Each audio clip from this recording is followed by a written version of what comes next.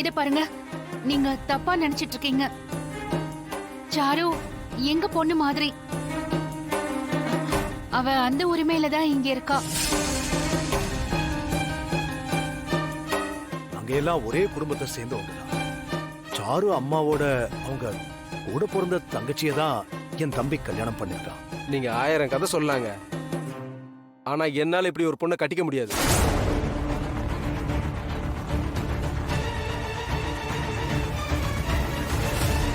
ஊருக்குள்ள வரும்போது ஊரு முழுக்க ஒரு விஷயத்த பார்த்தோம்.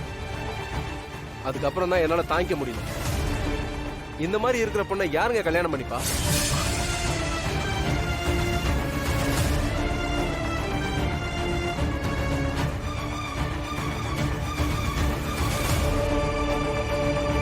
டேய், என்னடா ஏதோ உளறிட்டு இருக்க? நீங்களே வெளியில போய் பாருங்க. நாங்க ஏன் கோவப்பட்டோன்னு உங்களுக்கு தெரியும். டேய், அப்படி என்னடா இருக்கு வெளியில?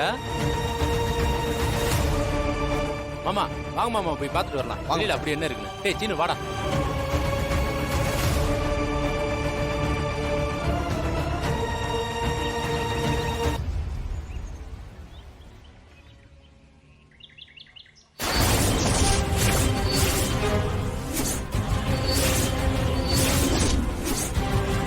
டேய் சீனு, அங்க பாரு.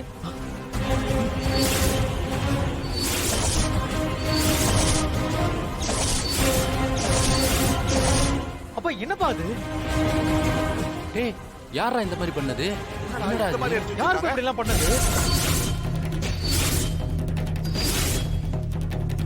அட பாவிங்களா, யார் பண்ணிருப்பாங்க இதெல்லாம்? தெரியலையேப்பா.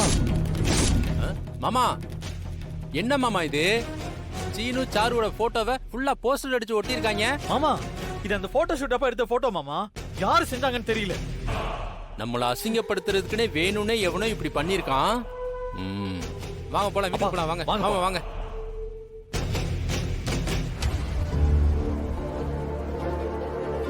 என்ன சிவா, என்னாச்சு? வெளியே அப்படி என்ன இருக்கு? அண்ணே, யாரோ நம்மள அவமானப்படுத்துறதுக்காக இப்படி எல்லாம் பண்ணிருக்காங்கண்ணே.